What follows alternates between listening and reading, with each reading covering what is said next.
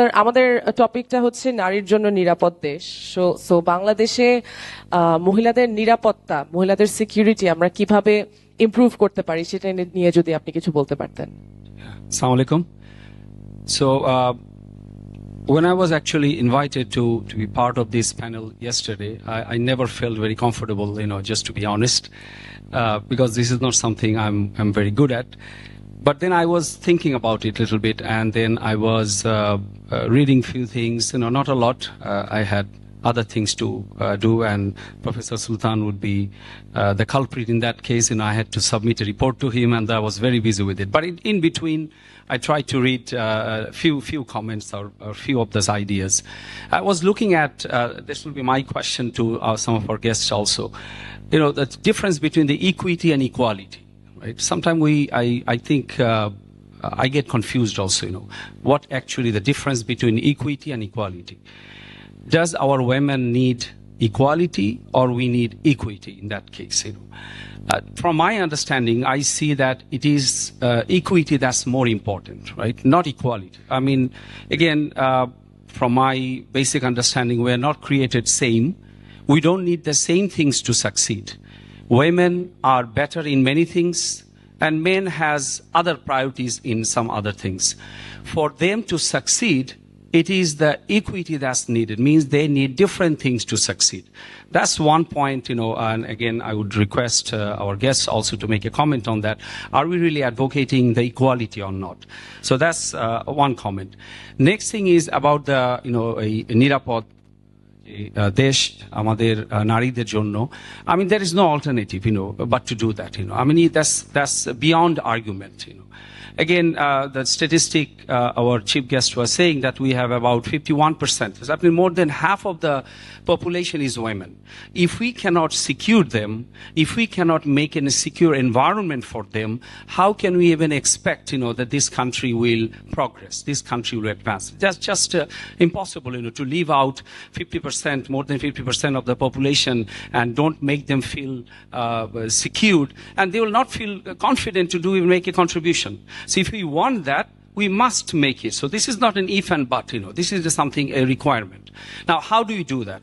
The question is, do we have problems? Of course we have problems. There are a lot of social barriers, there are a lot of ignorance, there are a lot of misunderstanding, a lot of problems in many different things. So we must improve on those things. How do we do that?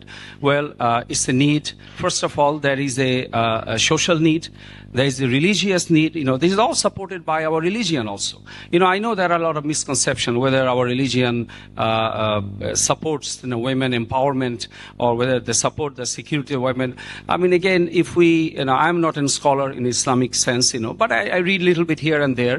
I think there are enough in the spirit of Islam to make the women, respectful, to contribute. And in the history, if you go back to the history, we see from the time of Prophet Muhammad sallallahu alaihi wasallam, that how women were treated. Yes, the roles are prioritized.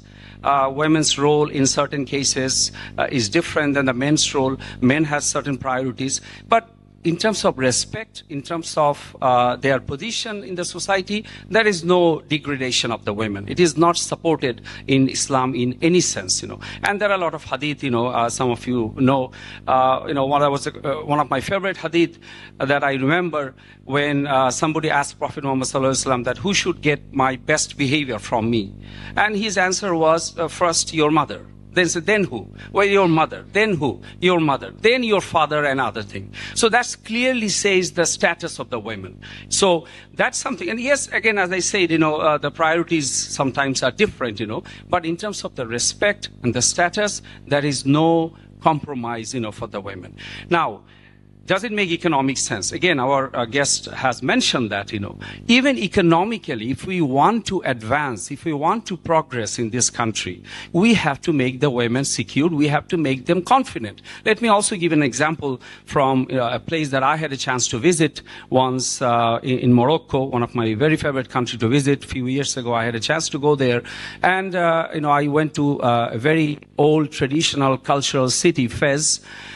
And in that city, I don't know how many of you know, the oldest running university in the world is Al Qarawiyyin University, which is located in Fez city in Morocco. And that university, that's the oldest running university, And that university was actually established by a woman, Fatima Al-Fihri.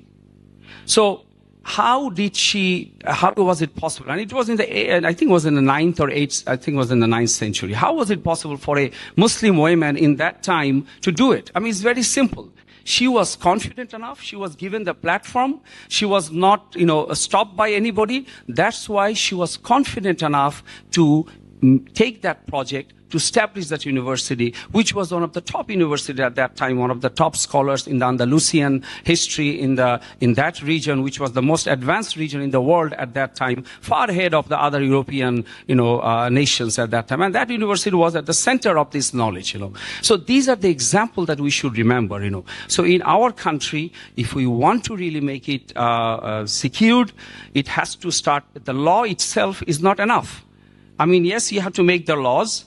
Then you have to have application of the laws. Laws, again, is not enough without the proper application. And laws has to be fair. And it is not only for the women. Laws should be fair for men and women, everybody. And the fairness and justice should be the key. It's not only we are trying to prefer the women over men or men over women. So it's about the fairness. The fairness and justice, law has to be established. Law has to be implemented the right way. Then we also, because, we are a Muslim country. More than 90% of the people are following Islam. So that means religion must play an important role also. We must establish the true spirit of Islam where the respect and the security is paramount, So, in that sense, we must, teach the Islamic knowledge to tell the people, to make them aware, because there's a lot of ignorance, a lot of men unfortunately don't know the status of the women. So to do that, Islam should be part of it, and I will go back to the education. And education has to be at the level of primary and the secondary education, the school level, right?